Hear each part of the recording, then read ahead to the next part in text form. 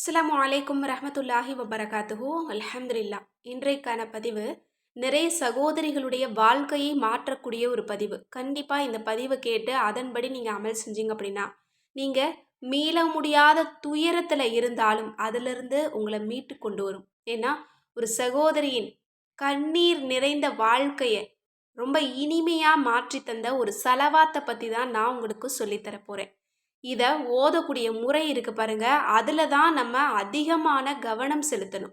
ஏன்னா இது ரொம்ப பாக்கியமான செலவாத். அதுவும் ஓதக்கூடிய முறையை பற்றி சொல்லணும் அப்படின்னா மிகச்சிறப்பு. நம்ம ஒரு தேவைக்காக நம்ம இதை ஓதணும் அப்படின்னா பல தேவைகள் நமக்கு நடக்கும். நம்ம எல்லோருக்குமே நிறைய பிரச்சனை இருக்கு, நிறைய சோதனைகள் இருக்கு, யாருமே நிம்மதியா இல்லை. அதுதான் உண்மையான விஷயம். ஒவ்வொருத்தருக்கும் ஒவ்வொரு கவலைகள், ஒவ்வொரு துக்கங்கள்ல தான் நம்ம வாழ்ந்துகிட்டு இருக்கோம். அதிலிருந்து மீண்டு வெளியேற தான் தினமும் நம்ம முயற்சி பண்றோம். கண்டிப்பா அதுக்காக தான் ஓடிக்கிட்டு இருக்கோம். அதுக்காக தான் ஒவ்வொரு அமலையும் தேடி தேடி செய்யறோம் இல்லையா? கண்டிப்பா இது எல்லாருக்குமே இருக்கக்கூடிய ஒரு விஷயம்தான். அதிலிருந்து வெளியே வர்றதுக்கு கண்டிப்பா அல்லாஹ்வினுடைய உதவியை நம்ம கேட்கணும். இதற்கு நிறைய அமல்கள் இருக்கு. ஆனா சட்டுன்னு உங்களுக்கு பதில் கிடைக்கணும் அல்லது பல வருட தேவைகள் உடனே உங்களுக்கு நடக்கணும் அப்படின்னா நீங்க தேர்ந்தெடுக்க வேண்டியது ஸலவாத்து தான். ஏன்னா ஸலவாத்த நம்மளோட வாழ்க்கைய முழுவதுமா மாத்திக்கணும் அப்படின்னு ரசூலுல்லாஹ் சொல்லியிருக்காங்க. அப்படி இருக்கும்போது இந்த ஸலவாத்த நம்ம ஒரு அமலாக செஞ்சு அல்லாஹ்விடத்துல துஆவ கேட்கும்போது அல்லாஹ் நமக்கு பதில் தராம விட்டுருவானா? கண்டிப்பா ஸலவாத் ஓதி கேட்கக்கூடிய எந்த ஒரு துஆவும் உங்களுக்கு மறுக்கப்படாது. கண்டிப்பா நீங்க ஒரு பெரிய ஆசை வச்சிருக்கீங்க அல்லது பெரிய துக்கத்துல இருக்கீங்க அப்படின்னா ஸலவாத்த நீங்க நிய்யத்த வச்சு ஓதத் தொடங்குங்க. உங்களோட வாழ்க்கை நிச்சயம் மாறும். இன்னைக்கு நான் சொல்லப் போற ஒரு ஸலவாத் ரொம்ப குட்டி ஸலவாத்து தான். ஆனா ஒரு சகோதரியினுடைய கண்ணீர் நிறைந்த வாழ்க்கைய மாற்றி அமைச்சது. அந்த சகோதரியினுடைய வாழ்க்கையில என்ன நடந்தது அப்படின்னா, அவங்க நல்ல முறையில தான் நிக்கா பண்ணி குடுத்துருக்காங்க. 2 பேருமே ரொம்ப சந்தோஷமா தான் வாழ்ந்திருக்காங்க. சில வருடங்களுக்கு பிறகு பார்த்தா அவங்களுக்கு குழந்தை பாக்கியம் இல்ல. ஆனா அவங்க 2 பேரும் ரொம்ப நிம்மதியா தான் இருந்தாங்க.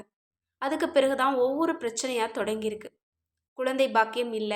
அவங்களுடைய உடல்லயும் சில நோய்களுக்கான அறிகுறிகள் வந்திருக்கு. இதனால அவங்களுடைய கணவருக்கு இவங்கள புடிக்காம போச்சு. "நீ ஒரு நோயாளியா இருக்க. நான் தெரியாம உன்ன கல்யாணம் பண்ணிக்கிட்டேன்" அப்படின்னு சொல்லி ஒரே சண்டை. அவங்களுடைய குடும்பத்துல இருக்கக்கூடியவங்களும் இவங்கள அப்படியே ஒதுக்குறாங்க. ஏன்னா நார்மலா புடிக்கல அப்படின்னா நல்ல மனுஷிகளவே ஒதுக்குவாங்க. இவங்களுக்கு சில உடம்புல நோய்கள் வந்திருக்கு. அப்போ இவங்கள ரொம்ப தூரமா வைக்கிறாங்க. இவங்களுக்கு ரொம்ப கஷ்டம். இவங்களால அத வெளியில யாருக்கிட்டயும் சொல்லவும் முடியல. தன்னோட குடும்பத்துல, தன்னோட தாய் வீட்ல சொன்னாலும், அவங்களும் இவங்கள வச்சு பார்க்குற அளவுக்கு வசதியெல்லாம் கிடையாது. ரொம்ப எளிமையானவங்க தான்.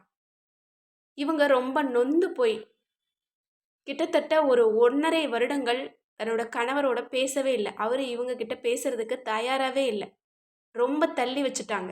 இவங்க ஒரு பாத்திரத்த எடுத்தா கூட, அவங்க ரொம்ப கஷ்டப்படுறாங்க. இவங்களுக்குன்னு தனியா பாத்திரத்த குடுத்துட்டாங்க. அந்த அளவு இவங்கள ஒதுக்க தயாராயிட்டாங்க. அப்படி இருக்கும்போது இவங்களோட குடும்ப வாழ்க்கை எப்படி இருக்கும்? இவங்க கிட்ட பேசுறதுக்கு கூட யாருமே முன் வரல. ஏன்னா நல்லா ஆரோக்கியமா இருக்கக்கூடிய பெண்களையே பிடிக்கலைன்னா ஒதுக்கி வச்சுருவாங்க. இவங்க ஒரு நோயாளியா இருக்கும்போது இவங்கள எப்படி நடத்துவாங்க அப்படிங்கிறத நம்மால யோசிச்சு பார்க்க முடியும்.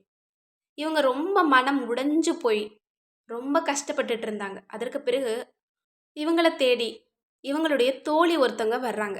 அவங்க ரொம்ப ஈமான்தாரியான ஒரு பொண்ணு. இவங்களுடைய நோய பத்திலாம் அவங்க எந்த கவலையுமே படமாட்டாங்க. அல்லாஹ்வின் மீது அன்பு கொண்டவங்க. ரொம்ப வருஷமா இவங்கள பார்க்க வரணும்னு நெனச்சுக்கிட்டு இருந்தாங்க. ஆனா அவங்களால முடியல. இப்போ இவங்கள பார்க்கறதுக்கான சந்தர்ப்பம் வந்தது. பார்த்தாங்க, பேசுனாங்க. இவங்க அழத் தொடங்கிட்டாங்க. என்ன இப்படியெல்லாம் நடத்துறாங்க? நான் வாழ்ற வாழ்க்கையே எனக்கு ரொம்ப கஷ்டமா இருக்குது. அல்லாஹ் எனக்கு மவுத்த குடுத்துட்டா ரொம்ப எல்லாருக்குமே நிம்மதியா இருக்கும் இல்லையா? என்னால அவங்க எல்லாமே ரொம்ப கஷ்டப்படுறாங்க. என்னுடைய இந்த நோய் அவங்களுக்கும் வந்துருமோ அப்படின்னு நினைச்சு ரொம்ப ரொம்ப வேதனைப்படுறாங்க. எனக்கு அத பார்க்கும்போது ரொம்ப கஷ்டமா இருக்கு. இத என்னால யார்கிட்டயும் சொல்ல முடியல அப்படின்னு சொல்லி ரொம்ப ரொம்ப கவலைப்படுறாங்க. அவங்களுடைய தோழி அவங்களுக்கு ஆறுதல் சொல்றாங்க. "நீ ஏன் அல்லாஹ்வ மறந்துட்டியா? எவ்வளவோ அமல்கள் இருக்கு. அத ஏன் நீ கைவிட்ட?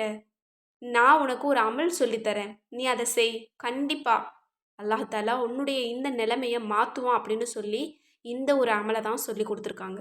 அதற்கு பிறகு அவங்களோட வாழ்க்கையில் அல்லாஹ் தஆலா பெரிய பெரிய அதிசயங்களை எல்லாம் நிகழ்த்தியிருக்கான். இவங்களுடைய நோய் படிப்படியாக குறைஞ்சிருக்கு. ரொம்ப பெரிய நோய் படிப்படியாக குறைஞ்சிருச்சு. இவங்க எப்போவுமே ரொம்ப அழகான ஒரு பெண்மணி.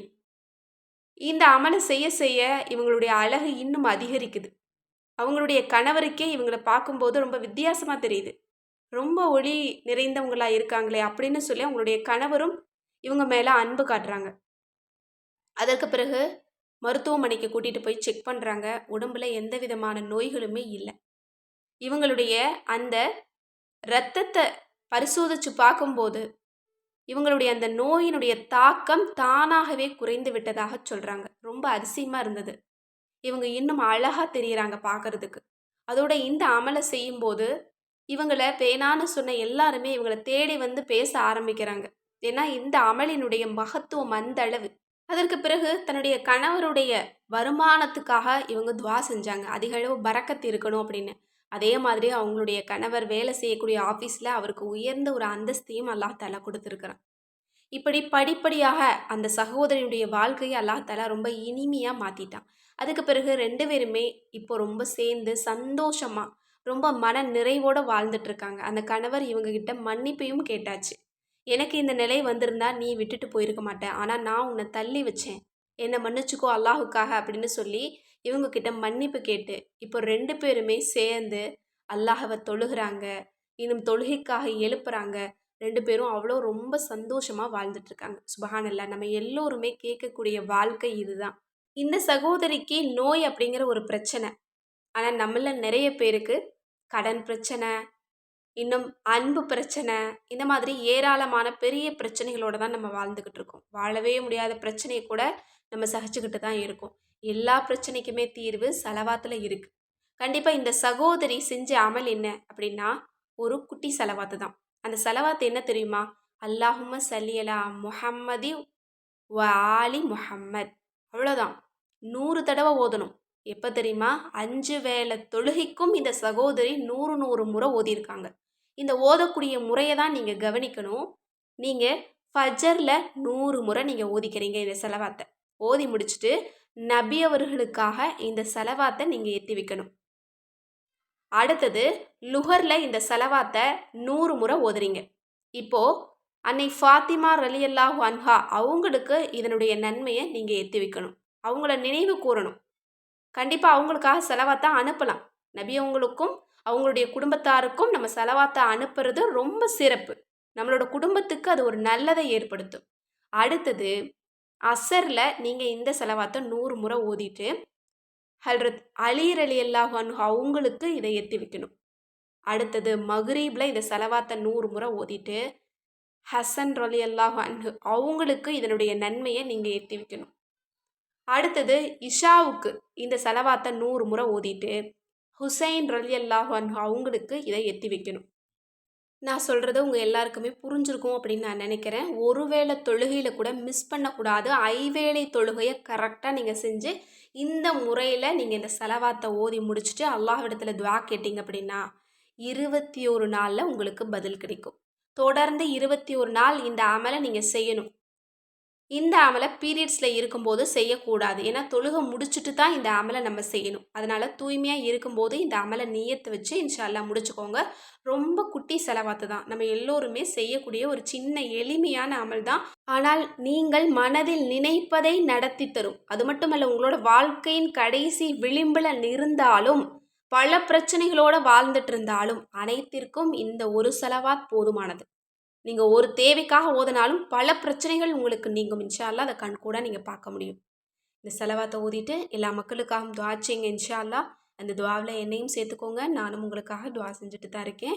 அல்லாஹ் தஆலா நம்ம அனைவருடைய துஆவையும் கபூலாக்கட்டும். ஆமீன். நீங்களும் கமெண்ட்ஸில் ஆமீன்னு போட்டுருங்க. இது போல் சிறந்த ஸலவாத்துக்கள் வேணும், அதனுடைய பலனோட வேணும் அப்படின்னா நம்மளோட அற்புத வஜீஃபாக்கள் கிதாபை இப்போவே நீங்கள் ஸ்க்ரீனில் தெரியிற நம்பருக்கு வாட்ஸ்அப் மூலம் புக் பண்ணிக்கோங்க. அஸ்ஸலாமு அலைக்கும் ரஹ்மத்துல்லாஹி வபரகாத்துஹு.